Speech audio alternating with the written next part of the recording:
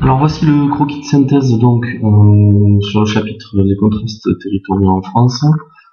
Vous devez, alors il y a plusieurs approximations dans ma carte, mais c'est parce qu'en fait je suis sur la tablette, et donc vous verrez que j'ai essayé de m'arranger comme je pouvais.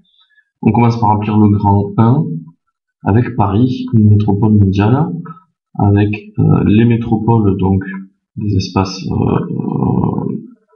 plutôt dynamiques.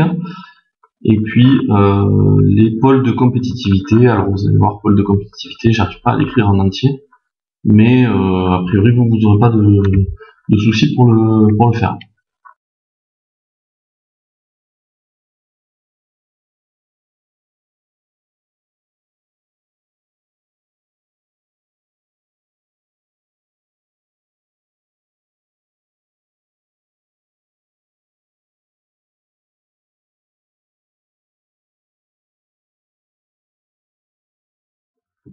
Alors ici donc les pôles de compétitivité. Donc vous voyez, j'ai pas eu la place de tout mettre. Par contre, ce qui est extrêmement important, c'est qu'on en a vu en classe, seulement 7 sont mondiaux. C'est ces 7 là que je vous mets. Alors moi j'ai changé la couleur, mais simplement parce que vous m'aviez dit que le jaune ça se voyait pas sur la vidéo. Donc si vous voulez colorier le jaune, ne bougez pas. Donc il y a 3 à Paris, un à Lyon que j'ai fait un tout petit peu au-dessus de Lyon. Et donc du coup j'aurais peut-être dû le faire dans Lyon, un à Grenoble, un au-dessus de Nice, et puis un à Toulouse. Voilà, alors ensuite on va faire la deuxième partie, une fois qu'on a marqué ces pôles de compétitivité. Donc contraste et dynamique spatiale. Alors on va mettre plusieurs éléments. Ce qui est assez bien vu généralement, c'est de mettre le même type de couleur et puis de faire une gradation ou une dégradation dans ces couleurs. Donc le territoire français. Alors moi j'ai pas fait les surfaces pleines parce que c'est un peu long à colorier avec la tablette. Donc vous le faites vous coloriez l'intégralité de la zone, mais moi voilà, j'ai pas eu le temps de tout faire. Par exemple autour de Paris, j'ai pas vraiment bien colorié, vous allez voir.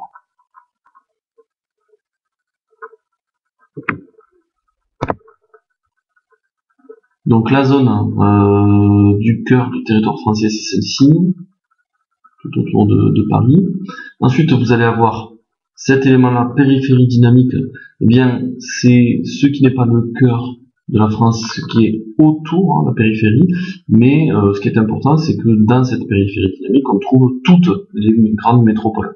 Donc vous allez voir ici, ici et ici. Voilà, seule l'île se trouve dans un endroit qui sera une région industrielle en déclin, ici. Alors, je vais faire les frontières de la France en noir. C'est peut-être pas une idée terrible, parce que quand j'ai refait ma vidéo, quand j'ai continué ma vidéo, ensuite je me resserre du noir pour faire les principaux axes de communication. Donc vous voyez, ça c'est une petite erreur qui va arriver de suite. C'est une petite erreur qu'il faut éviter. Utiliser le même. Mais bon, je voulais pas tout recommencer. Il me semble qu'en vous le disant, ça suffit.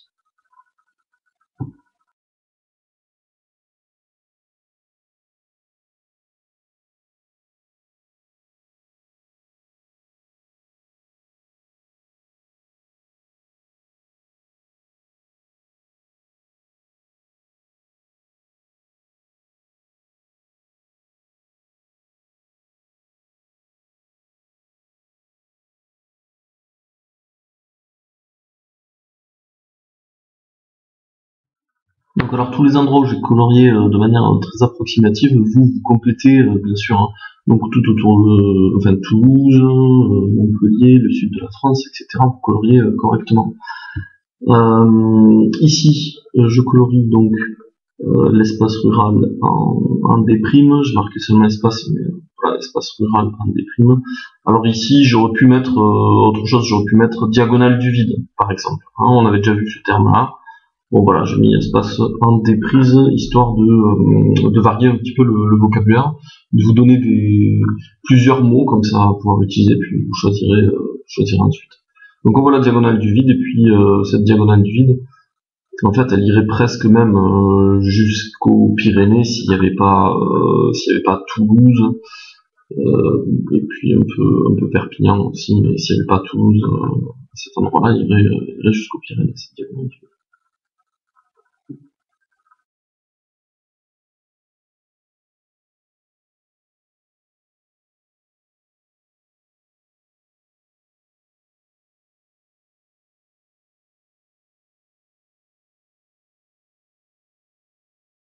Pour terminer les axes, enfin un territoire ouvert, donc on commence par les axes de communication. Là, ici vous voyez les principales autoroutes, en fait c'est assez facile, elles relient les grandes métropoles, et puis elles sont centrées vers Paris.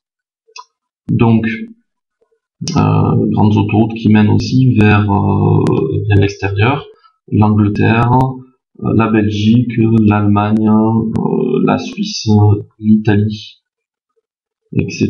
Donc attention, ici c'était pas dans la légende un carré qu'il fallait remplir, mais bien une flèche, puisque ce sont des flèches que nous avons fait. Et puis pour les échanges maritimes, une deuxième flèche, on marque les deux principaux ports français, même si on a étudié Saint-Nazaire, il est pas assez grand pour être qualifié de plus grand port français, donc Le Havre et Marseille. Voilà.